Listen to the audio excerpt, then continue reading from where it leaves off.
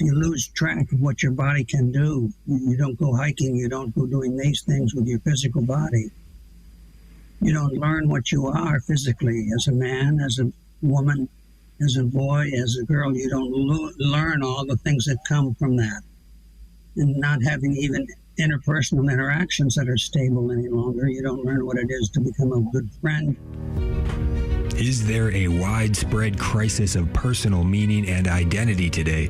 And what can we do about it today? On The Simple Truth, we consecrate everything to the Sacred Heart of Jesus through the Immaculate Heart of Mary and the pure, strong, chaste heart of St. Joseph. I'm your host, Jim Havens, and our guest today is Dr. Paul Vitz. He's a Catholic husband, father, and grandfather, a psychologist, scholar, and retired professor. He's the author of many books, including his most recent Analog Hunger in a Digital World, Confronting Today's Identity Crisis. Dr. Paul Vitz, welcome back to The Simple Truth. How are you today?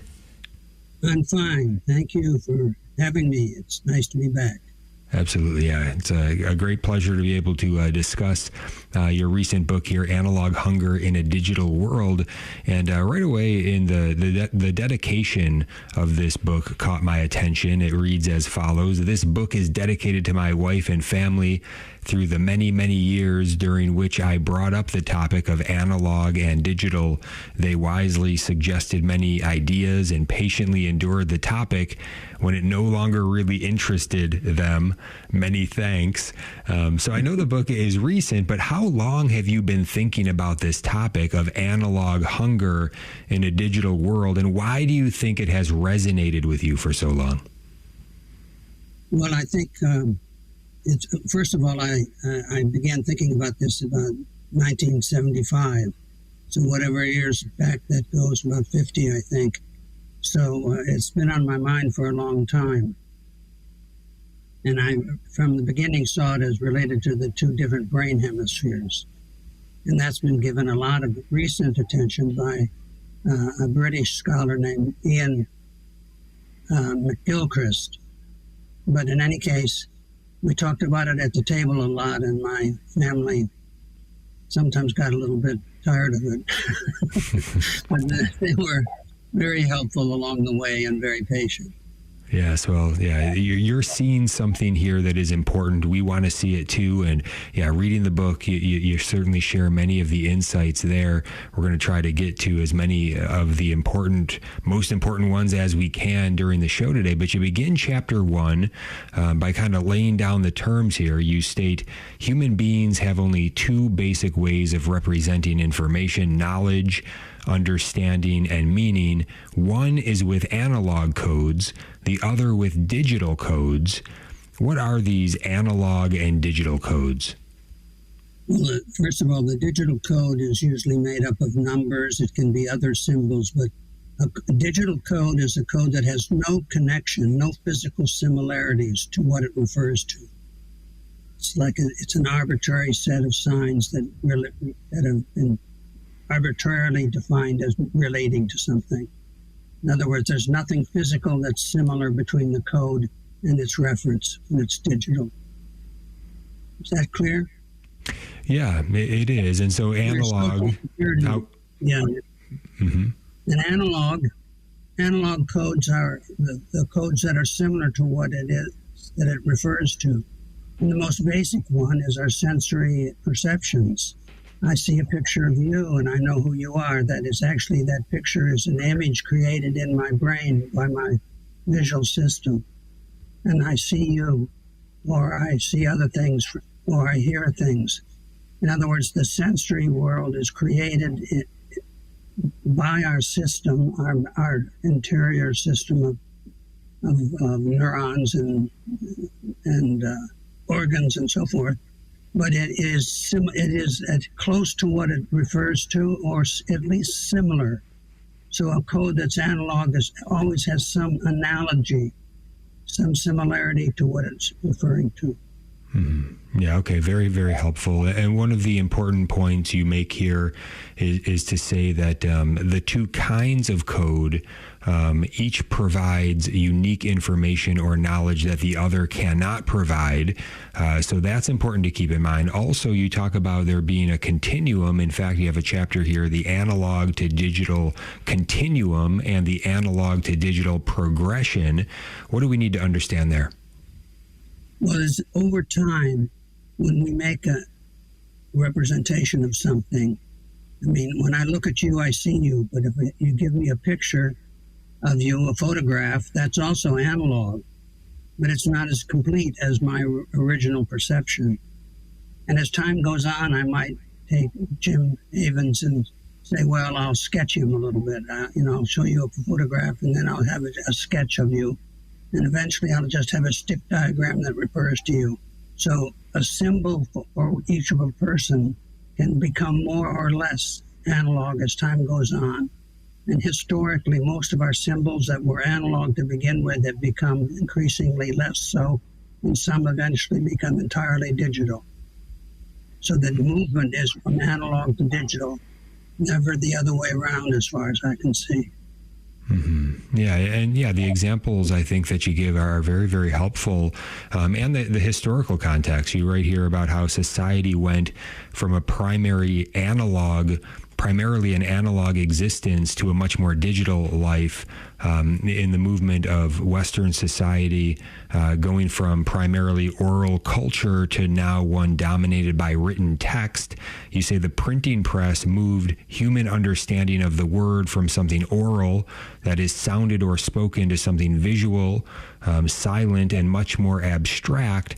And the slow but truly major shift from oral culture to written culture, which is an example writ large on human history of the progression from analog to digital code. So I think this starts to help us understand what we're getting at here. Anything else you want to say to this, or applying it, I guess, to anything else of our time that we can look at it and really make sure we're understanding what we're talking about here? One thing is money. Originally when we had trade, we would have barter. I'd give you a chicken for a bushel of wheat or something like that. And then eventually we invented money, which was the coins usually. Originally it was all physical, made out of gold or silver or bronze. And then after a while we invented paper representations of that. Those were letters of credit. And then we started issuing letters of credit called dollar bills and $10 bills and so on. And now we've gone to completely digital money for most of us. It's just the numbers on our credit card, and they go into a system of numbers. We have no physical record. They're now they now even want to get rid of currency and have an entirely digital code for money. So it's gone from an analog, a barter, or at least using gold or silver currencies, or at least paper money. It's now gone to completely a set of numbers that are electronic. And that's a good example of going from analog to digital in the world of money. We've done similar things in other areas. Yes, very, very interesting. We're talking with Dr. Paul Vitz about his recent book, Analog Hunger in a Digital World, Confronting Today's Identity Crisis. And so, you start to unpack as we go kind of the pros and cons, certainly many of the dangers and the bad consequences of the digital world that we find ourselves in today, and this analog hunger that goes along with it. We're going to get into a lot on this topic here today. But let's see, what can you share with us? This is an important aspect of it. You mentioned it in the beginning, how the analog and digital codes relate to the two brain hemispheres. Well, in essence, the left hemisphere is primarily a digital hemisphere, and the right hemisphere is primarily an analog hemisphere. And why does that matter? And why does that matter? Why is that helpful for us to understand? Well, it allows us to understand that, the McGill-Christ distinction requires that you know about neuroscience and the brain and so forth. analog and digital is something that you can observe in the world in front of you without having to think about your brain, knowing, and that now you don't have to be a brain scientist. You can look at something in front of you, know it's either analog or digital. Or if it's analog, you can know whether it's very analog or slightly analog or not. Mm-hmm. Okay, yes. And I remember as I was reading it, it caught my attention that that anger kept showing up on one particular side. Is that of importance to us? Does that help us to understand anything that would be good for us to keep in mind about, I guess, the emotion of anger and how it's interacting in the brain? Well, let me put it this way. Digital systems are entirely coherent within them, and they are based upon your certain presuppositions, but within those presuppositions, digital systems are completely coherent. And the person who is pushing a digital concept or a system knows that it's completely coherent within it.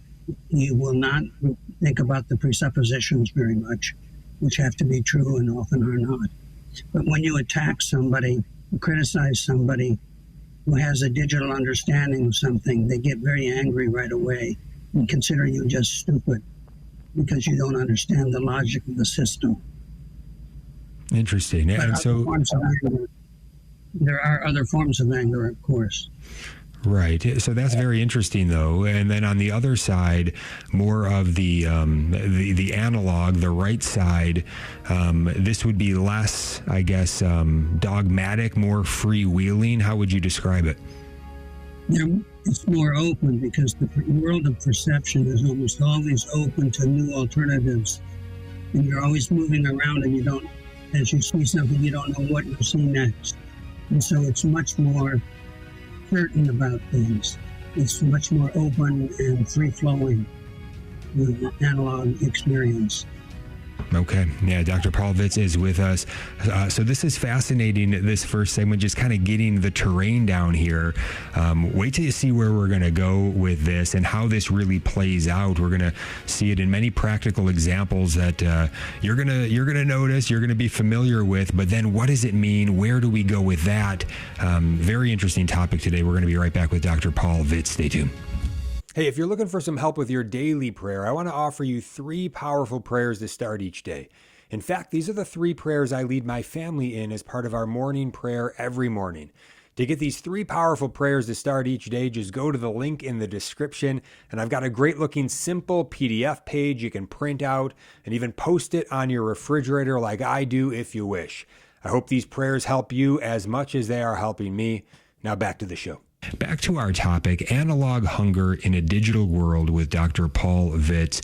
You write here that the development of our present culture has been a systematic process of growing left hemisphere dominance, which is the digital side, especially since the end of the medieval period, and that today the modern West has become so left hemisphere dominated that this dominance is the source of our current cultural malaise.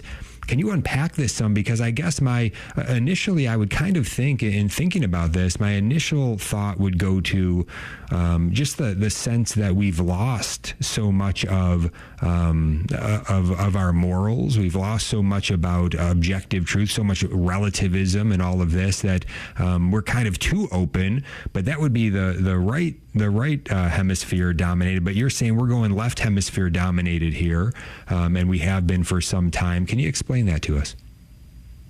Well, yes. Let me put it this way. Our identity used to be based upon very clear analog activities in our life. One would know who one was by, let's say, what you worked at.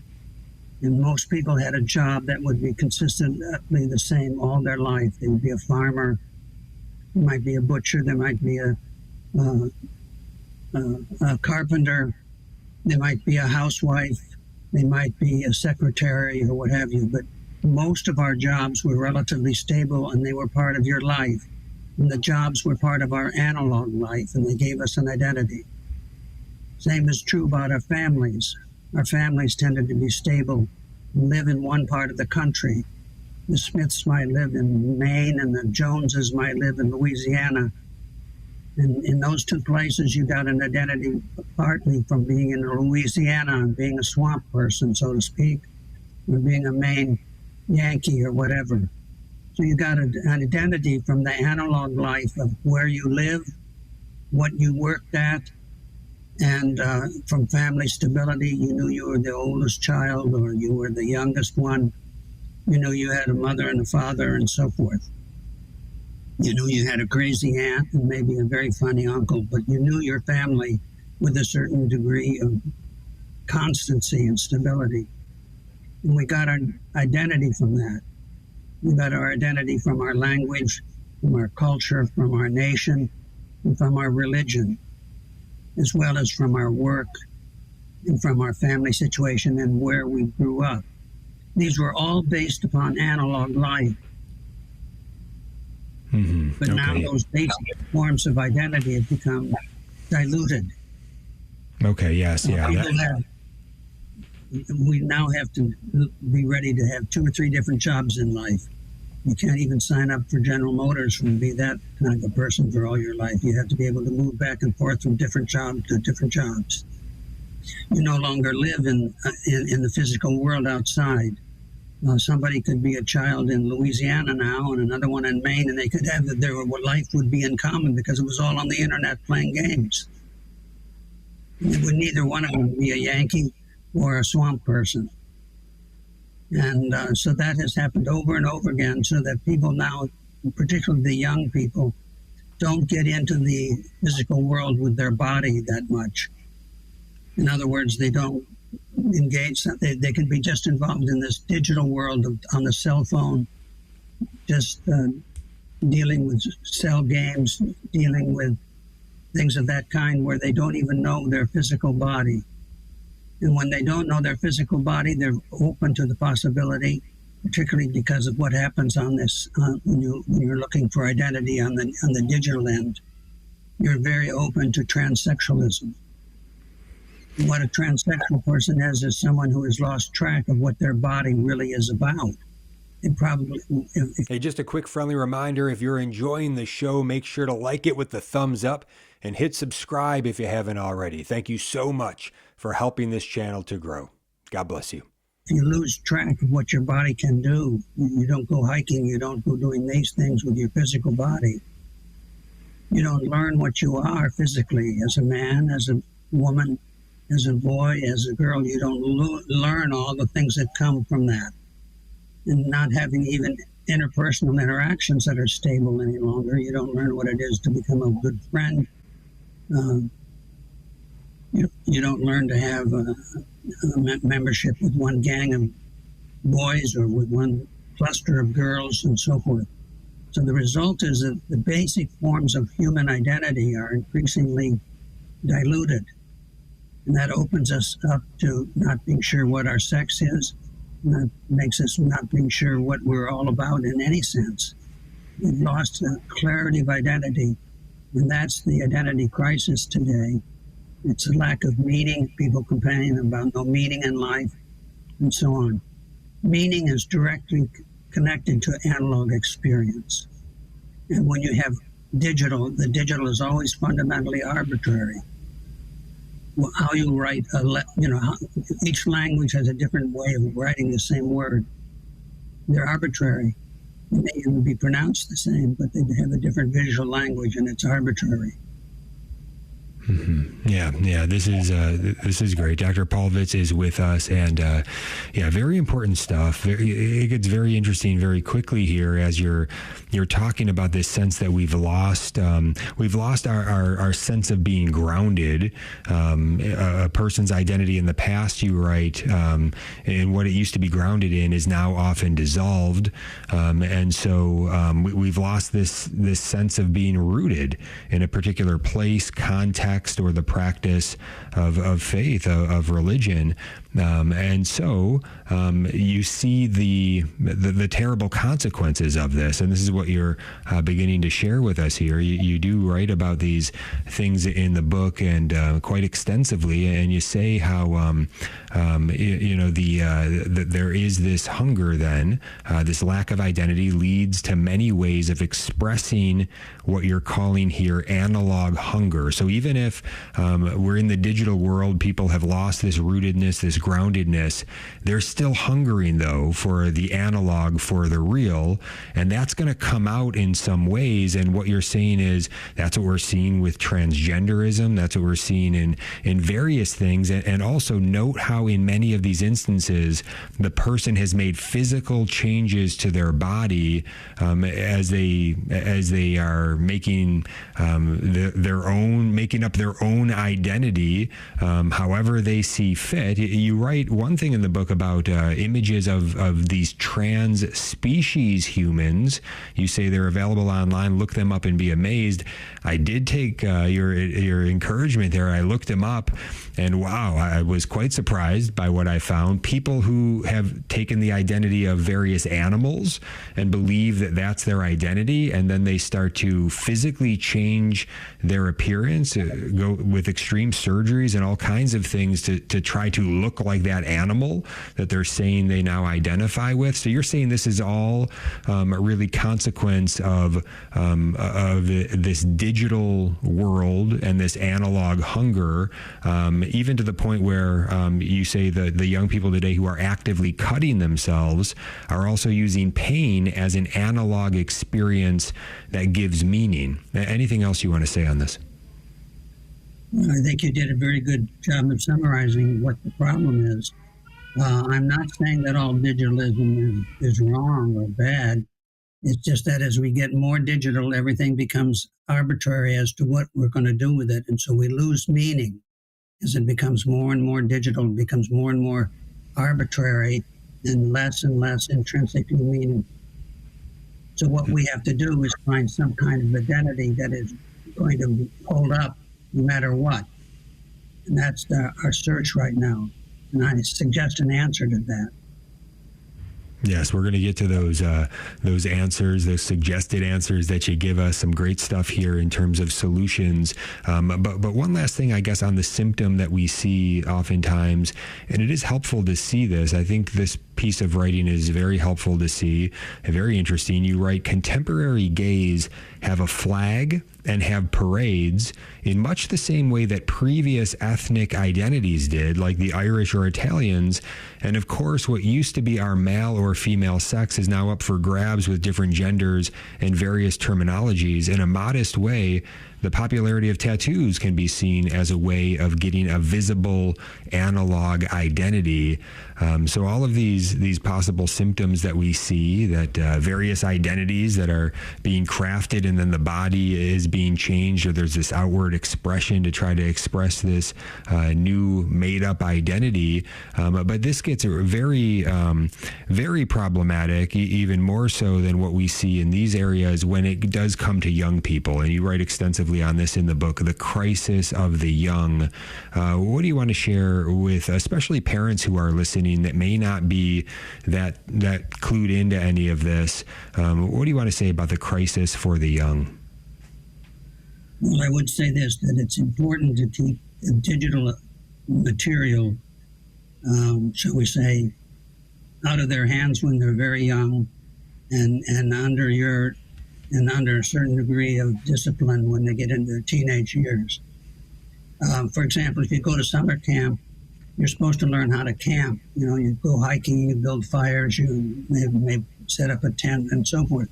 But many people, if they go on their camping trip or their summer that way, they'll take their cell phone with them and they'll spend the whole time talking to people on the cell phone and won't pay any attention to what the normal summer camp would be. And this is a failure of getting involved with the analog life that you're supposed to be learning about. And so you have to find a way to keep digitalism from coming in too soon with your child, and to, in some way, to not allow to keep it monitored and keep it low when they're young. In addition, it's always helpful to have them learn something that involves their body. We may be too involved in sports, but at least the kids who are involved in sports are learning what their body can do and so forth. So that's helpful. Maybe they're learning a musical instrument. That's fine too. But to have them involved with the meaning that comes from their natural body interacting with something natural or at least beautiful and good, such as music or perhaps painting. I don't know, many of the arts would work. But Yes. avoid having them on that cell phone all the time early. And some people feel that if they lose the cell phone, they've lost their self.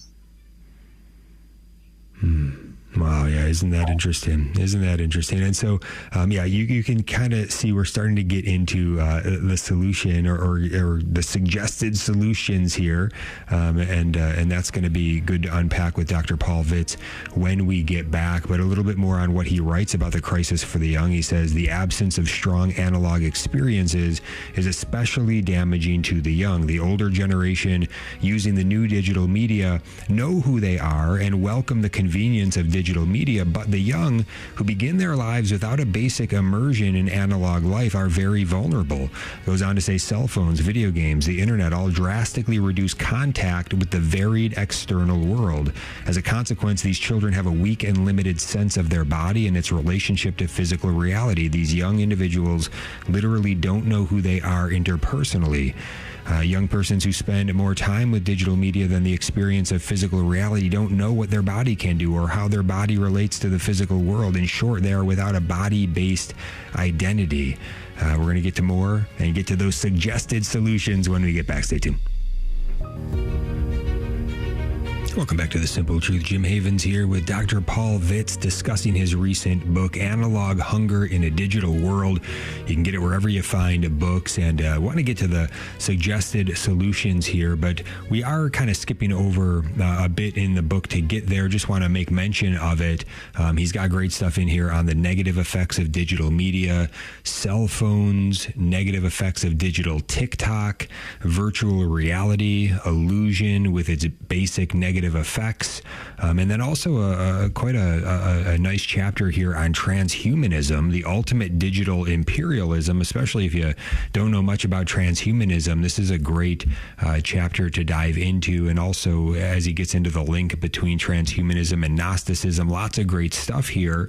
But then we get into the solutions, recovering analog life and personal identity and meaning. Dr. Vitz, before we get there, anything else you want to say?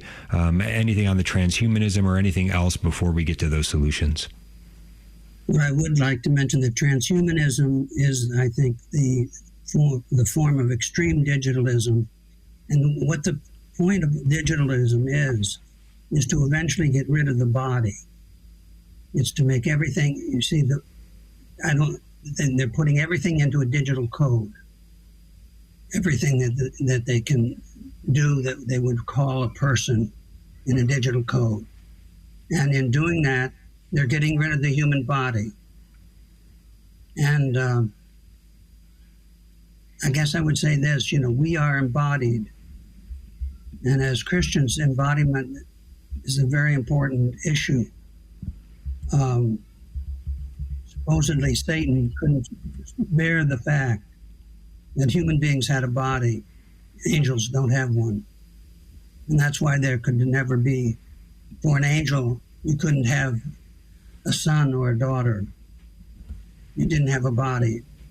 So our embodiment is a very important part of what God made us. And transhumanism is aimed at getting rid of the body through a digitalization of everything. So finally, we'd be entirely beam me up, Scotty, as a form of digital code, but we would not have a body.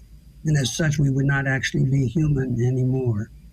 However much there might be something there, it wouldn't be human because we're human because we have a body, and that's what we were made with to begin with. And transhumanism is a movement aimed at getting rid of the body by digitalizing everything. So that's why I brought that up.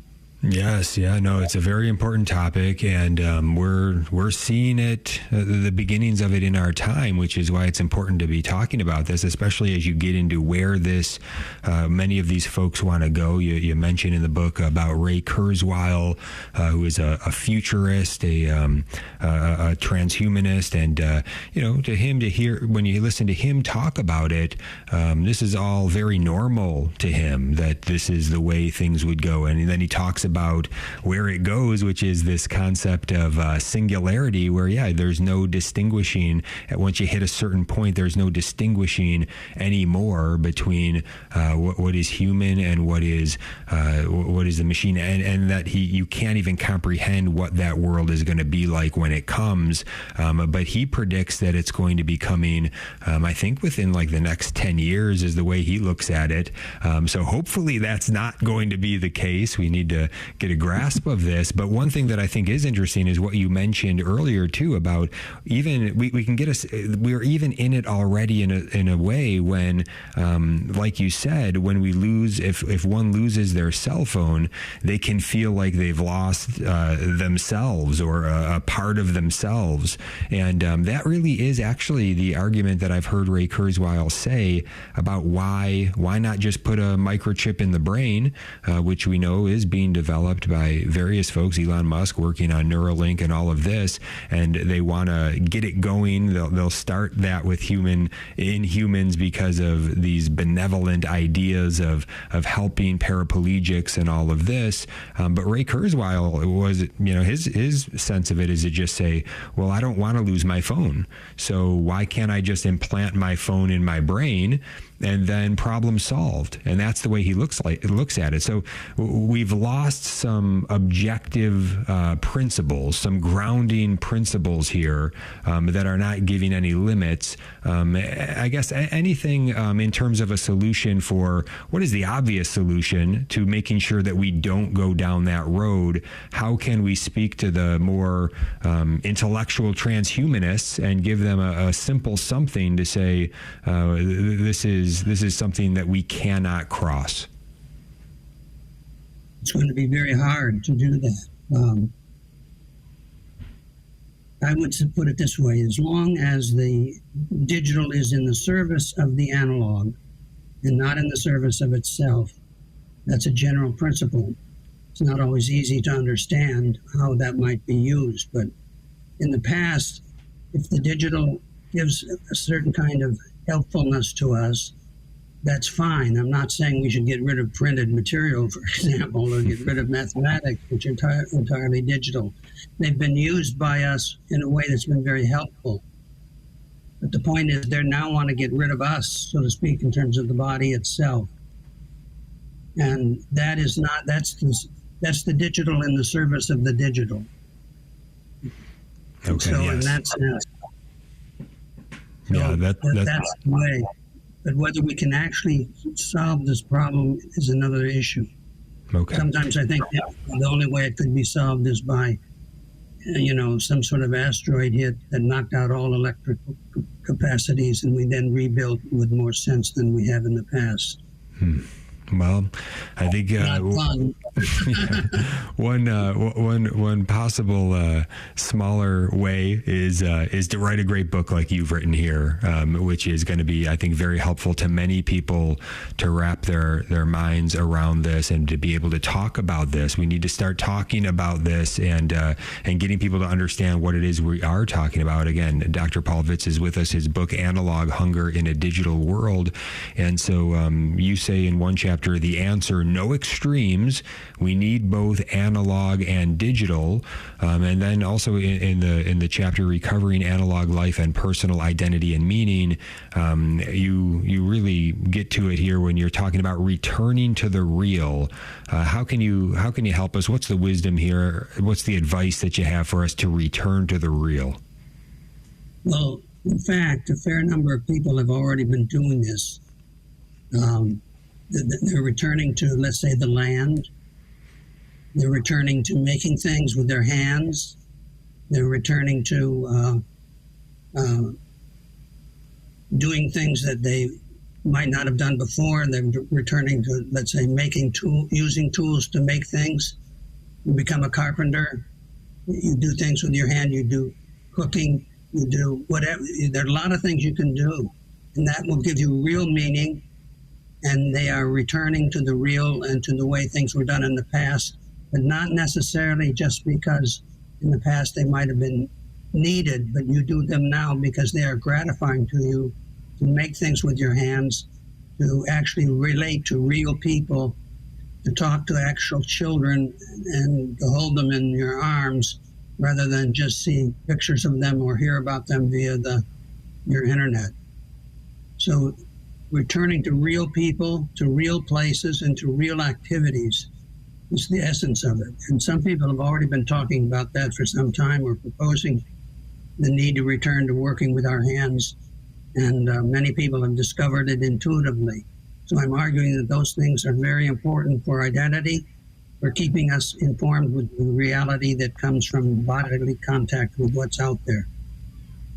Mm-hmm. Yeah, that's very, very, very helpful and very wise and quite simple, right? Get back to what is real. But at the same time, as you say, no extremes. We need both analog and digital. And then you write a chapter, How Analog and Digital Integration Can Occur. Speak to us about this, about the integration. What does that look like between analog and digital? Well, as I said, both the two codes contain information that's different. The analog code shows you the image of something, and you can code an image into digital form, but you cannot, when it's in digital form, know what it is. It has to come back out on a screen in a picture again before you can know what it was. So if it's a picture of your grandmother, you know who it is when you look at the picture, and you know when you look at her. But when that picture is put in digital form, you could say, well, it's now digital. Yes, it is, but you can't apprehend it when it's in digital form. It has to come back out on a screen somewhere for you to recognize that it's your grandmother or anybody else. So in that case, the two are helping each other. You're sending the digital message to another place where it may be useful, but it has to come back out as analog again for us to be able to use it. Mm-hmm. And so taking that principle, what are the best practices that you have found in your own life, I guess, in the practical? How do you play this out? Since you've been thinking about this a long time, I'm sure you have come up with quite a few practices of your own to integrate both the analog and the digital. What else can you share with us? Well, family life is very analog, as long as it's natural family life. And it's very important because you learn all sorts of things that you don't even know that you're learning. You're learning how to recognize emotions and intentions. You're learning how to be able to respond to them in other people and in yourself. You're learning, but it's real people that you're interacting with in real environments, and not always in the best environments. Sometimes in very limited environments, or sometimes in very unpleasant environments. But that's how you learn what it is to be a person and to be, if you will, part of a family and part of and part of a culture and part of of what it is to be really a human, is to interact with other people. In other words, we are interpersonal in much of our foundation. And that reminds me, some people say they're, the self-made man. There's no such thing as a self-made man. All you have to do is ask the person who changed his diapers. If he hadn't had his diapers changed, he wouldn't be in existence. He hadn't been fed and looked after for many years by other people. He's not self-made. Problem with a self-made man is he usually worships his creator, namely himself. Namely himself. But anyway, that's another issue. Yes. Well, and you also do hit on, some deeper aspects of things when you talk about faith and how that plays out here with all of this. You say the case for mature religion. So what is this case for mature religion that you make here? Well, I use the term mature religion to refer to religion that has gone through the fires of the criticism that modernity has provided. And it has burned away aspects of religion that were unnecessary and often superstitious. So a mature religion, and there are only 3 mature religions that I know. They are Judaism, Protestantism, and Catholicism. We'll call that Christianity and Judaism. Most of them have gone through the fire of modernity. Not entirely, but they've more or less come out without anything that's too ridiculous that you would call as part of them anymore. And religion, the thing about religion, at least Christianity, is it is always a combination, and Judaism too, an integration of what we would call analog and digital. The digital is represented by scripture, which is found in all 3 of them, and in philosophy and theology, in the writings, there's plenty of digital there. But we always have analog in our religion. And I think you can imagine what that would be. For the Jews, it was always some interaction with God that was physical, crossing the Red Sea, and what have you. There were many other ways as well in which God showed up as a physicality. In Christianity, we have plenty of analog. We'll get to that time in 4 minutes from this. Sure. Yeah. Yeah, we're going to hit the break here and be back with Dr. Paul Vitz. But yeah, it doesn't get much more real than, and the Word was made flesh, right, and dwelt among us. And so, look, and this really gets to our true identity. All right, and this is why God comes to us in this way, why Jesus has come to us. To really say, come follow me, and then to draw us into baptism, that we would be incorporated into him, that we would then be made sons and daughters of the Father for all eternity. We're going to be right back. Stay tuned. Welcome back to The Simple Truth. Jim Havens here with Dr. Paul Vitz, psychologist, scholar, retired professor, author, and we're talking about his most recent book, Analog Hunger in a Digital World, Confronting Today's Identity Crisis. You can get it wherever you find books. Dr. Vitz, please continue on. You were talking about Christianity before the break. Right. Let me put it this way. The body is very important to Christianity in the sense that the Word was made flesh. Jesus came to us as part of our fleshiness, if you will, as a human in a human body, and he came through the body of Our Lady. So the bodiliness of human beings is emphasized both by the birth of Jesus, as developed through the body of Our Lady, and to the fact that Jesus became flesh and dwelt among us. So bodiliness is part of who we are intrinsically, is part of what God has made us for, and is part of what he has come to visit us with in the name of when Jesus came here. And so when the Word was made flesh, what you had was the digital was made analog. And another way of saying that the way in which digital and analog work together is that lots of major creativity involves a concept, a digital concept being made concrete in its application. Science is that, where you have a mathematical formula that you can then make contact with actual observable physical reality. So there, the abstract was made capable of touching the reality of observation. Ideas in music and in many other areas are examples of where the abstract, which was more digital, was made analog. And by putting the two in cooperation with each other, you have the best form of integration, and you have, in a certain sense, the basic understanding of what creativity is. It's always the taking of an abstraction and connecting it in a direct and clear way to the real.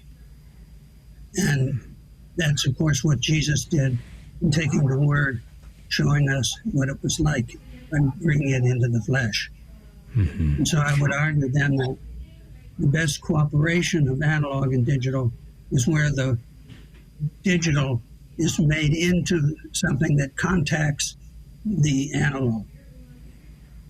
And isn't that what we see in the sacramental life as well in the Catholic Church, right? Is that Jesus continues to meet us in the sacraments in a bodily way, so that they all have a sense of an interpersonal relation, or of a touch, or of the various things that are taking place in the senses.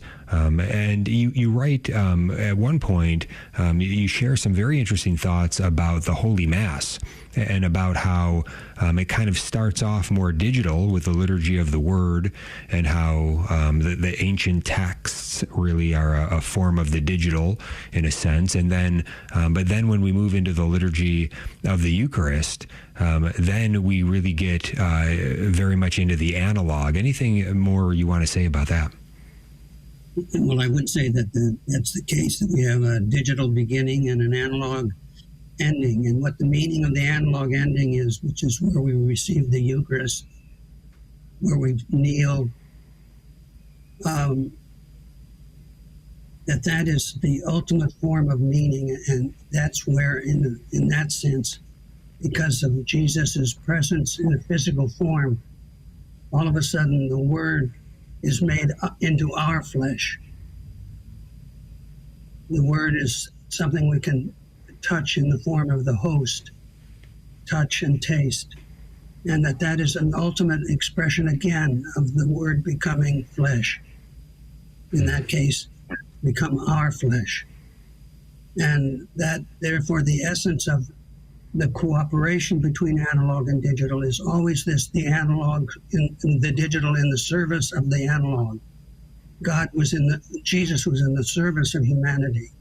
He came to serve us, to free us from sin and to serve us. He did not come to be served. And so over and over again, when you see something digital, if it is giving to us something that is filled with meaning or supporting meaning, then yes. But if it's the digital in the service of the digital, it's moving us toward just the arbitrariness of the transhuman ideal. Mm-hmm. Yeah, so interesting. And even how when we receive our Lord in the Holy Eucharist, it is us consuming the sacred host. However, it's really in that exchange, he is really consuming us. He is really, as you say, taking flesh in us, and then we are to go out with him from there. Just so beautiful. And this really is the high point of who we are and what we're made for, in terms of really getting to our deepest identity in this life that we're called to be incorporated into Jesus. And then in him, we become sons of the Father, temples of the Holy Spirit, and we are actually sharing the very life of God in this way. And this grounds us and roots us in a way that nothing else can, and certainly does away with a lot of the terrible consequences that we've talked about if one is really engaged, grounded, rooted there. Anything else you want to say on that? Well, I'd say the saints never had an identity crisis. And the thing is, if you can find your identity in God, you have your identity, it's solid. And it will be, everyone's identity will be somewhat different. You're not going to be following you're not going to be the typical college professor, the typical pro athlete, the typical politician, the typical whatever. You're going to be the unique person that you were made to be. And you will have an identity that will be deeply, deeply satisfying and very good for others as well. So our identity crisis is finally resolved through finding our identity through God. And so in a way, in the past, sometimes we found our identity, as I said, through, where you were born, what family, what country, what language, and all of that. And perhaps this got in the way of finding our identity in God. So maybe one of the reasons that our identity is getting called into question is that God wants us to begin looking for the real source of identity, which isn't even our job. It isn't even, our physicality exactly in terms of whether we're an athlete or not. Our real identity is in God. And when we find that, we will be happy and at peace with our own notion of who we are.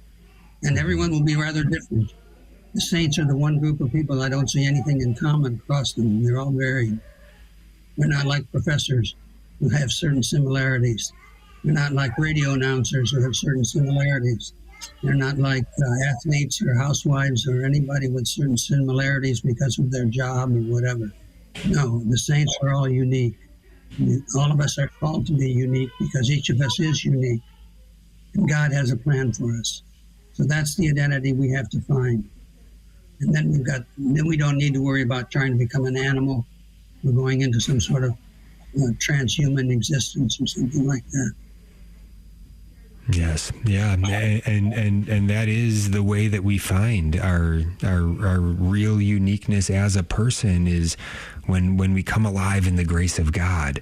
There's no other way to really know it fully. As I think it's Saint Irenaeus that says, the glory of God is man fully alive, and this is the vision that we're called to. And I love that line. The saints, they didn't have an identity crisis, I would say, and I think you presume this, but before their conversion, many of them did, right? But it's after the conversion, right? And so just to say, if you're out there, if you're not home in the Catholic Church, come on home. Come find the treasure that you're made for. That hunger in you is for a reason. Come on home to the Catholic faith and find it. Dr. Vitz, it's always a great pleasure to be with you. Thank you so much for being on with us today. It's been great to be with you, Jim. God bless everyone out there. And find your identity in our Lord. Yes, yeah. Again, the book, Analog Hunger in a Digital World, Confronting Today's Identity Crisis. Get it wherever you find books. I think you're going to find it very illuminating. God bless you all.